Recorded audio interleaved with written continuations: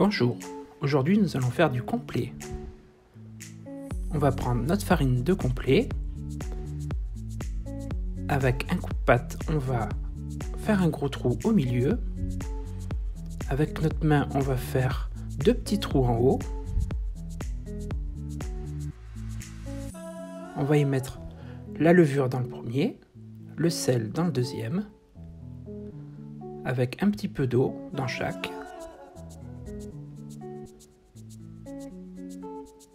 On mélange un petit peu la levure, pareil pour le sel,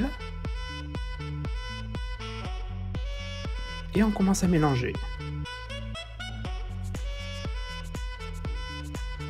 Une fois que c'est à peu près mélangé, on va y incorporer le sel et la levure pour former qu'un seul grand trou.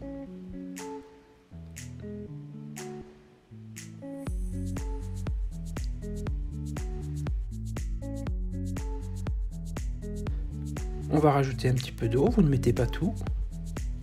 Pareil, on remélange bien. Toujours avec une seule main. Et on y met le reste d'eau.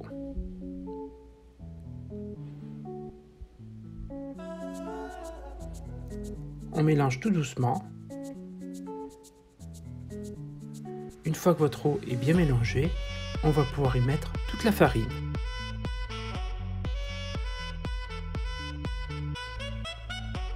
Et on mélange bien. On s'aide avec le coup de pâte pour amener tout au centre de la pâte. Et avec les deux mains, on finit de pétrir la pâte. Une fois qu'on commence à avoir une pâte consistante,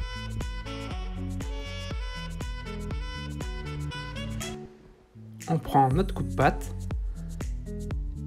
et on va lui donner de la force. Cette opération est à faire plusieurs fois. Et après, avec la paume de votre main, on va l'aplatir pour lui donner un petit peu d'élasticité.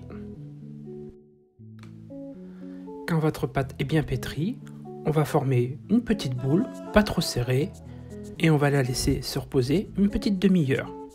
Pensez à mettre un torchon dessus pour éviter qu'il ne croûte. On reprend notre pâte.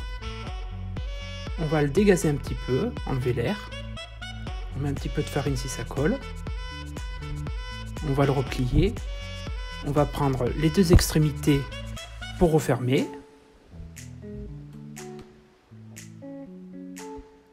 On le retourne et on va le fermer complètement.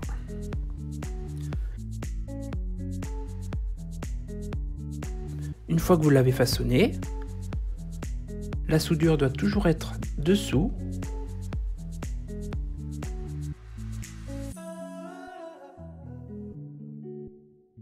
Et on va le mettre sur une plaque avec un papier cuisson.